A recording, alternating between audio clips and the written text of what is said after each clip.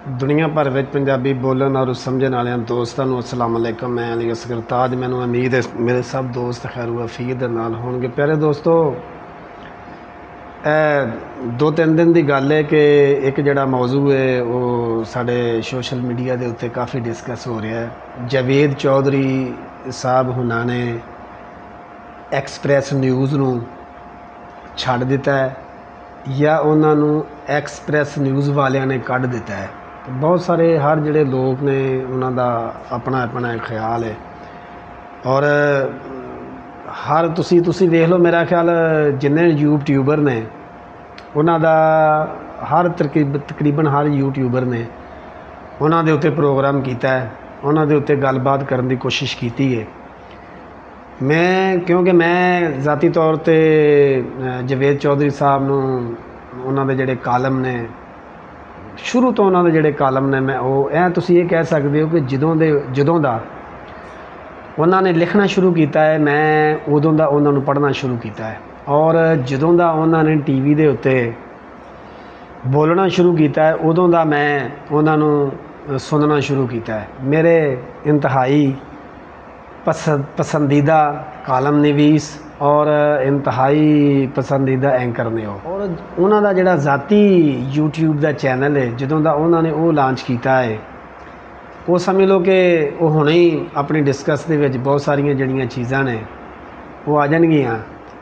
जावेद चौधरी साहब ने उन्होंने तुहानूं सारिਆਂ ਨੂੰ अंदाज़ा हो तो गया होएगा, बहुत सारे प्रोग्रामां दे विच या बहुत सारे जिहड़े इंटरव्यूज़ ने उन्होंने वो दस चुके ने कि उन्होंने जिहड़ी जर्नी सी उन्होंने जिहड़ा सफ़र सी जिंदगी का वो किस तरीके नाल स्टार्ट होया और जिंदगी दे विच वाकया ही वो जिहड़े जावेद चौधरी साहब ने उन्होंने अनथक मेहनत की और इंतहाई मेहनत की। अल्लाह तबारक तआला दी ज़ात ने उन्होंने इन्नी कि हिम्मत दी हुई सी कि उन्होंने कोई ऐसा शोभा जिस शोभे नूं भी उन्होंने हथ पाया है ना वो अल्लाह ताला दी ज़ात ने उन्होंने कामयाबी दे नाल हमकनार किया है। और उन्होंने कालम जड़े ने और इंतहाई इलमी और दिलचस्प होंदे सन। दिलचस्प इस वास्ते होंदे सन कि वो जिंदगी दे विच उन्होंने मुताले का एक शौक है। कोई मेरा ख्याल जिंदगी दे विच ऐसी किताब होएगी जिहड़ी उन्होंने पढ़ी ना होएगी, जिस किताब का उन्होंने पता लग गया है ना कि यह जिहड़ी किताब है ये बड़ी पॉपुलर है या मार्केट दे विच जो कोई नवी किताब आई है, ये उन्होंने शौक है।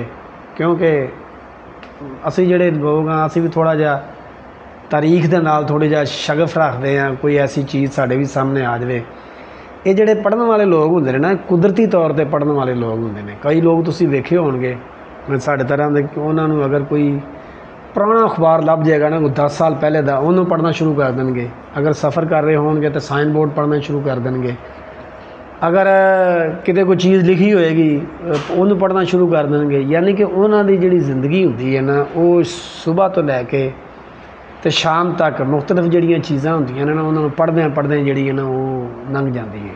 उन्होंने विच जावेद चौधरी साहब भी ऐसे लोग ने और लोगों को मोटिवेट भी करते हैं, स्पीकर भी ने, ज़बरदस्त लिखते भी ने, ज़बरदस्त बोलते भी ने। ये किवें हो सकता है कि जिहड़ा बंदा लोगों को मोटिवेट करने वास्ते प्रोग्राम अटेंड करता होवे और उन्होंने इस चीज़ का पता ही ना लग्या होवे कि एक अदारे ने मैनू फारग कर देना या मैनू कढ़ देना, मेरा ख्याल इस तो मुख्तलिफ है। मेरा ख्याल ये वे कि कोई अदारा होवे या कोई बंदा होवे, बंदियां दे नाल रल के ही अदारे बनते हैं। कोई बंदा होवे वक्त के नाल नाल अगर वो अपने आप को तब्दील नहीं करता वो वक्त तो बहुत पिछे रह जाता है। दुनिया के विच कितनियां कंपनियां ने अपने वक्त दे विच साढ़े तरह जिन्हां लोगों की उम्र 50 तो 60 साल है इस वेले, असी जिस वक्त जवान होंदे सां या जिस वेले साड़ी उम्र जिहड़ी है 20 साल 18 साल 20 साल या 22 साल होंदी सी, दुनिया के विच जिहड़ियां कंपनियां सन उस वेले अज उन्होंने कंपनियों का जोड़ा नामो निशान नहीं कितने नज़र आन दिया। और वही कंपनियां बचियां ने जिन्होंने वक्त के नाल नाल अपने आप को मोटिवेट किया है। एक्फा कलर, कोडक, फ्यूजी, किहड़ा बंदा है जिहदी ज़बान के उत्ते उहदा नाम नहीं सी हुंदा और दुनिया दे विच लखां एम्पलाई सन उन्होंने जिहड़े काम उन्होंने कोल जिहड़े काम करने वाले मुलाजम सन उन्होंने तादाद ਲੱਖਾਂ ਦੇ ਵਿੱਚ ਸੀ ਔਰ ਪੂਰੀ ਦੁਨੀਆ ਦੇ ਵਿੱਚ। ਅੱਜ ਉਹ ਕਿੱਥੇ ਨੇ? ਮੇਰਾ ਖਿਆਲ ਜਿਹੜੇ ਨਵੇਂ ਜਿਹੜੇ ਲੋਕ ਨੇ, ਸਾਡੇ ਬੱਚੇ ਜਿਹੜੇ ਨਵੇਂ ਆਏ ਨੇ, ਉਹਨਾਂ ਨੂੰ ਕਿਸੇ ਨੂੰ ਤੁਸੀਂ ਪੁੱਛ ਲਓ ਯਾਰ ਦੁਨੀਆ ਦੇ ਵਿੱਚ ਕੋਈ ਕੋਡਕ ਵੀ ਹੁੰਦਾ ਸੀ, ਉਹ ਸਰਚ ਕਰਨਗੇ ਯਾਰ ਕੋਡਕ ਦਾ ਕੋਈ ਤਾਰੀਖ ਹੈ ਵੇ, ਉਹਨਾਂ ਨੂੰ ਉੱਥੋਂ ਪਤਾ ਲੱਗੇਗਾ। ਹੁਣ ਇਸ ਵੇਲੇ ਜਿਹੜਾ ਵਕਤ ਜਾਣ ਰਿਹਾ, ਕੋਈ ਨਾ ਕੋਈ ਕੋਡਕ ਨੂੰ ਜਾਣਦਾ, ਨਾ ਕੋਈ ਐਕਫਾ ਕਲਰ ਨੂੰ ਜਾਣਦਾ, ਨਾ ਕੋਈ ਫਿਊਜੀ ਕਲਰ ਨੂੰ ਜਾਣਦਾ। ਕਿਉਂ? ਉਹ ਸਿੱਧਾ ਜਿਹਾ ਸਵਾਲ ਹੈ ਇਸ ਵਾਸਤੇ ਕਿ ਵਕਤ ਦੇ ਨਾਲ ਨਾਲ ਉਹਨਾਂ ਨੇ ਆਪਣੇ ਆਪ ਨੂੰ ਤਬਦੀਲ ਨਹੀਂ ਕੀਤਾ, ਉਹ ਪਿੱਛੇ ਰਹਿ ਗਏ ਨੇ। ਅੱਜ ਲੋਕਾਂ ਨੂੰ ਨਾਮ ਹੀ ਭੁੱਲ ਗਿਆ। ਹਾਲੇ ਜ਼ਿਆਦਾ ਪੁਰਾਣੀ ਗੱਲ ਨਹੀਂ ਹੈਗੀ, ਇੱਕ ਨਵੀਂ ਗੱਲ ਹੈ ਕਿ ਜਿਸ ਵੇਲੇ ਮੋਬਾਈਲ ਨਵਾਂ ਆਇਆ, ਇੱਕ ਕੰਪਨੀ ਸੀ ਨੋਕੀਆ। ਮੇਰਾ ਖਿਆਲ ਕੋਈ ਐਸਾ ਬੰਦਾ ਨਹੀਂ ਹੋਏਗਾ ਜਿਹਨੇ ਨੋਕੀਆ ਤੋਂ ਆਪਣਾ ਸਟਾਰਟ ਨਹੀਂ ਲਿਆ ਹੋਵੇਗਾ ਉਸ ਦੌਰ ਦੇ ਵਿੱਚ। ਫਿਰ ਐਸਾ ਕੀ ਹੋਇਆ ਐਸਾ ਵਕਤ ਦੇ ਨਾਲ ਨਾਲ ਜਿਸ ਤਰੀਕੇ ਨਾਲ ਸਾਡਾ ਐਂਡਰਾਇਡ ਮੋਬਾਈਲ ਆਇਆ ਹੈ, ਇਸ ਤਰੀਕੇ ਨਾਲ ਨੋਕੀਆ ਨੇ ਆਪਣੇ ਆਪ ਨੂੰ ਤਬਦੀਲ ਨਹੀਂ ਕੀਤਾ, ਜਿਹਦੀ ਵਜ੍ਹਾ ਨਾਲ ਨੋਕੀਆ ਦਾ ਅੱਜ ਨਾਮ ਨਹੀਂ ਕੋਈ ਵੀ ਨਹੀਂ ਜਾਣਦਾ। ਔਰ ਨੋਕੀਆ ਦੀ ਵਜ੍ਹਾ ਤੋਂ ਇੱਕ ਮੁਲਕ ਸੀ ਦੁਨੀਆ ਦੇ ਵਿੱਚ ਹੈਂਗਰੀ ਦਾ। ਮੇਰਾ ਖਿਆਲ ਮੈਂ ਆਪਣੀ ਜ਼ਿੰਦਗੀ ਦੇ ਵਿੱਚ ਪਹਿਲੀ ਵਾਰੀ ਨਾਮ ਸੁਣਿਆ ਸੀ ਜਿਸ ਵੇਲੇ ਮੈਂ ਨੋਕੀਆ ਮੋਬਾਈਲ ਲਿਆ ਅਤੇ ਉਹਦੇ ਪਿੱਛੇ ਮੇਡਨ ਹੈਂਗਰੀ ਲਿਖਿਆ ਸੀ। 3310 ਹੈਗਾ ਸੀ ਸ਼ਾਇਦ, ਜਾਂ 1100 ਸੀ। ਉਹ ਮੋਬਾਈਲ ਅੱਜ ਤੋਂ ਪਤਾ ਨਹੀਂ ਕਿੰਨੇ ਸਾਲ ਪਹਿਲਾਂ ਮੈਂ ਲਿਆ ਸੀ, ਅਤੇ ਉਹਦੇ ਪਿੱਛੇ ਉਹ ਜਿਹੜਾ ਨਾ ਉਹਦੇ ਮੇਡ ਬਾਏ ਜਿਸ ਮੁਲਕ ਦਾ ਉਹ ਬਣਿਆ ਹੋਇਆ ਸੀ, ਉਸ ਮੁਲਕ ਦਾ ਉਹ ਨਾਂ। ਯਾਨੀ ਕਿ ਆਪਣੇ ਆਪ ਤੋਂ ਇਲਾਵਾ ਆਪਣੇ ਮੁਲਕ ਨੂੰ ਵੀ ਮੁਤਾਰਫ ਕਰਾਉਣ ਵਾਲੀ ਜਿਹੜੀ ਕੰਪਨੀ ਸੀ ਦੁਨੀਆ ਦੇ ਵਿੱਚ, ਅੱਜ ਉਹਦਾ ਨਾਂ ਕੋਈ ਨਹੀਂ ਜਾਣਦਾ। ਜੇ ਕੋਈ ਜਾਣਦਾ ਵੀ ਹੋਏਗਾ ਤਾਂ ਅੱਜ ਉਹਨਾਂ ਦਾ ਫੋਨ ਕੋਈ ਨਹੀਂ ਇਸਤੇਮਾਲ ਕਰਦਾ। ਕਿਉਂ ਨਹੀਂ ਕਰਦਾ? ਉਹ ਇਸ ਵਾਸਤੇ ਨਹੀਂ ਕਰਦਾ ਕਿ ਵਕਤ ਦੇ ਨਾਲ ਨਾਲ ਉਹਨਾਂ ਨੇ ਆਪਣੇ ਆਪ ਨੂੰ ਤਬਦੀਲ ਨਹੀਂ ਕੀਤਾ। ਆ ਜਾਂਦੇ ਹਾਂ ਦੁਬਾਰਾ ਹੁਣ ਅਸੀਂ ਜਵੇਦ ਚੌਧਰੀ ਸਾਹਿਬ ਹੋਣਾ ਵੱਲ। ਇਹਨਾਂ ਨੇ ਵਕਤ ਨੂੰ ਪਹਿਲੇ ਹੀ ਭਾਂਪ ਲਿਆ ਸੀ ਕਿ ਇਹ ਜਿਹੜਾ ਹੁਣ ਦੌਰ ਹੈ ਨਾ, ਇਹ ਐਸਾ ਗੁਜ਼ਰਦਾ ਜਾਣ ਡਿਆ ਹੈ। ਉਹਨਾਂ ਨੇ ਆਪਣੇ ਨਾਲ ਚੈਨਲ ਸ਼ੁਰੂ ਕਰ ਲਿਆ। ਜਿਸ ਵੇਲੇ ਚੈਨਲ ਸ਼ੁਰੂ ਕਰ ਲਿਆ ਅਤੇ ਉਹਨਾਂ ਦੀ ਜ਼ਾਹਿਰ ਹੈ ਜਿਹੜੀ ਰੇਟਿੰਗ ਸੀ ਉਸ ਸਾਈਡ ਤੋਂ, TV ਵਾਲੀ ਸਾਈਡ ਤੋਂ ਉਹ ਸ਼ਿਫਟ ਹੋ ਗਈ ਉਹਨਾਂ ਦੇ ਉਹਦੇ ਉੱਤੇ, YouTube ਦੇ ਜਿਹੜਾ ਚੈਨਲ ਸੀ ਉਹਦੇ ਉੱਤੇ। ਉਹ ਇਸ ਵਾਸਤੇ ਕਿ ਹੁਣ ਤੁਹਾਡਾ TV ਬਹੁਤ ਘੱਟ ਲੋਕ ਵੇਖਦੇ ਨੇ। ਹੁਣ ਜ਼ਿਆਦਾ ਹਰ ਬੰਦੇ ਦੀ ਜੇਬ ਦੇ ਵਿੱਚ ਮੋਬਾਈਲ ਹੈ। ਇਹੀ ਤੁਹਾਡਾ TV ਹੈ, ਇਹੀ ਤੁਹਾਡਾ Facebook ਹੈ, ਇਹੀ ਤੁਹਾਡਾ ਟਵਿੱਟਰ ਹੈ, ਇਹੀ ਤੁਹਾਡੀ ਘੜੀ ਹੈ, ਇਹੀ ਤੁਹਾਡਾ ਟਾਈਮ ਹੈ, ਇਹੀ ਤੁਹਾਡਾ ਟਾਈਮ ਪੀਸ ਹੈ, ਇਹੀ ਤੁਹਾਨੂੰ ਸਵੇਰ ਨੂੰ ਉਠਾਉਂਦਾ ਹੈ, ਇਹੀ ਤੁਹਾਨੂੰ ਟਾਈਮ ਦੱਸਦਾ ਹੈ। ਯਾਨੀ ਕਿ ਜ਼ਰੂਰੀਆਤ ਜ਼ਿੰਦਗੀ ਦੇ ਅਗਰ ਲਾਈਟ ਚਲੇ ਜਾਂਦੀ ਹੈ ਤਾਂ ਇਹਦੇ ਵਿੱਚ ਟਾਰਚ ਵੀ ਹੈ। ਯਾਨੀ ਕਿ ਜ਼ਰੂਰੀਆਤ ਜ਼ਿੰਦਗੀ ਦੀਆਂ ਜਿੰਨੀਆਂ ਚੀਜ਼ਾਂ ਨੇ ਉਹ ਸਾਰੀਆਂ ਦੀਆਂ ਸਾਰੀਆਂ ਤਕਰੀਬਨ ਜਿਹੜੀਆਂ ਨਾ ਤੁਹਾਡੇ ਮੋਬਾਈਲ ਦੇ ਵਿੱਚ ਆ ਗਈਆਂ। ਤੁਹਾਡੇ ਗੁੱਟ ਦੇ ਨਾਲ ਘੜੀ ਹੁੰਦੀ ਸੀ, ਉਹ ਕਿੱਥੇ ਗਈ ਅੱਜ? ਕੈਸੀਓ ਦੀ ਘੜੀ ਬੜੀ ਮਸ਼ਹੂਰ ਹੁੰਦੀ ਸੀ। ਅੱਜ ਯਾਦ ਹੈ ਕਿਸੇ ਨੂੰ ਕੋਈ ਕੈਸੀਓ ਵੀ ਹੁੰਦਾ ਸੀ? ਕੈਲਕੂਲੇਟਰ ਹੀ ਨਜ਼ਰ ਆਉਂਦੇ ਨੇ ਜਾਂ ਹੋਰ ਇੱਕਾ ਦੁੱਕਾ ਚੀਜ਼ਾਂ ਨਜ਼ਰ ਆਉਂਦੀਆਂ ਹੋਣਗੀਆਂ, ਲੇਕਿਨ ਘੜੀਆਂ ਕਿਤੇ ਨਜ਼ਰ ਨਹੀਂ ਆਉਂਦੀਆਂ। ਸੀਕੋ 5 ਦੀਆਂ ਘੜੀਆਂ ਲੋਕ ਸਾਊਦੀ ਅਰਬ ਜਾਂਦੇ ਹੁੰਦੇ ਸਨ, ਉੱਥੋਂ ਕਿਸੇ ਵਾਸਤੇ ਤੋਹਫਾ ਅਗਰ ਲੈ ਕੇ ਆਉਂਦੇ ਹੁੰਦੇ ਸਨ ਤਾਂ ਸੀਕੋ 5 ਦੀਆਂ ਘੜੀਆਂ ਲੈ ਕੇ ਆਉਂਦੇ ਹੁੰਦੇ ਸਨ। ਕਿੱਥੇ ਗਈਆਂ ਨੇ ਅੱਜ? ਕਿਤੇ ਨੂੰ ਨਜ਼ਰ ਆ ਰਹੀਆਂ। ਉਹ ਇਸ ਵਾਸਤੇ ਕਿ ਉਹਨਾਂ ਕੰਪਨੀਆਂ ਦਾ ਨਾਂ ਇਸ ਵਾਸਤੇ ਨਹੀਂ ਨਜ਼ਰ ਆਉਣ ਡਿਆ ਕਿ ਉਹਨਾਂ ਨੇ ਆਪਣੇ ਆਪ ਨੂੰ ਤਬਦੀਲ ਨਹੀਂ ਕੀਤਾ। ਜਿਸ ਵੇਲੇ ਚੌਧਰੀ ਸਾਹਿਬ ਹੋਣਾ ਨੇ ਵੇਖਿਆ ਕਿ ਦੁਨੀਆ ਜਿਹੜੀ ਹੈ ਉਹ TV ਤੋਂ ਸ਼ਿਫਟ ਹੋ ਰਹੀ ਹੈ ਮੋਬਾਈਲ ਦੇ ਉੱਤੇ, ਉਹ ਮੋਬਾਈਲ 'ਤੇ ਆ ਗਏ। ਉਹਨਾਂ ਨੇ ਆਪਣਾ ਚੈਨਲ ਬਣਾ ਲਿਆ। ਚੈਨਲ ਦਿਹਾੜੀ ਦੇ ਵਿੱਚ ਉਹ ਇੱਕ ਪ੍ਰੋਗਰਾਮ ਕਰਦੇ ਹੁੰਦੇ ਸਨ।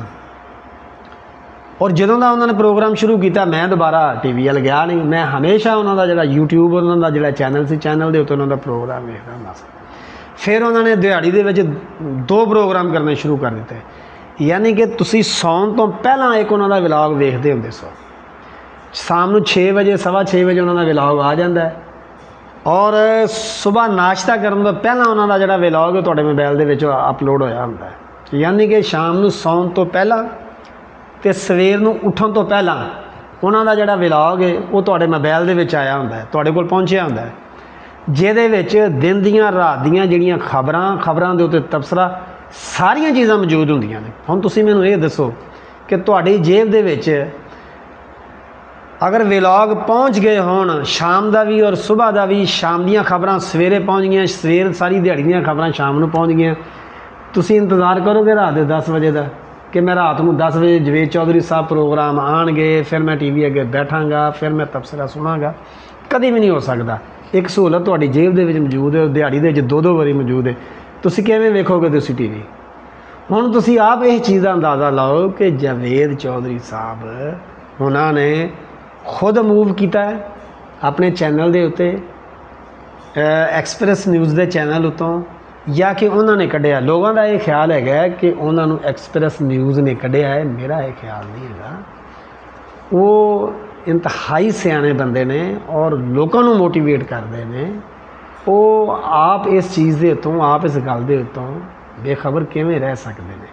ਇਸ ਵਾਸਤੇ ਆਉਣ ਵਾਲੇ ਵਕਤ ਨੂੰ ਉਹਨਾਂ ਨੇ ਪਹਿਲੇ ਭਾਂਪ ਲਿਆ ਔਰ ਉਹਨਾਂ ਨੇ ਆਪਣਾ YouTube ਚੈਨਲ ਸ਼ੁਰੂ ਕਰ ਦਿੱਤਾ। ਇਸ ਵੇਲੇ ਉਹਨਾਂ ਦਾ ਜਿਹੜਾ YouTube ਚੈਨਲ ਹੈ, ਵਿਊਜ਼ ਵੀ ਉਹਨਾਂ ਦੇ ਕਾਫੀ ਨੇ ਔਰ ਕਮ ਸੇ ਕਮ ਜਿਹੜੇ ਉਹਨਾਂ ਦੇ ਸਬਸਕ੍ਰਾਈਬਰ ਨੇ 1 ਮਿਲੀਅਨ ਹੋਣ ਵਾਲੇ ਨੇ ਔਰ ਇਹ ਹਾਲੇ 1 ਸਾਲ ਦਾ ਅਰਸਾ ਨਹੀਂ ਹੋਇਆ ਹੋਣਾ। ਔਰ ਮੈਂ ਸਮਝਦਾ ਵਾਂ ਕਿ ਇਹਦੇ ਵਿੱਚ ਕੋਈ ਐਸੀ ਗੱਲ ਨਹੀਂ ਹੈਗੀ।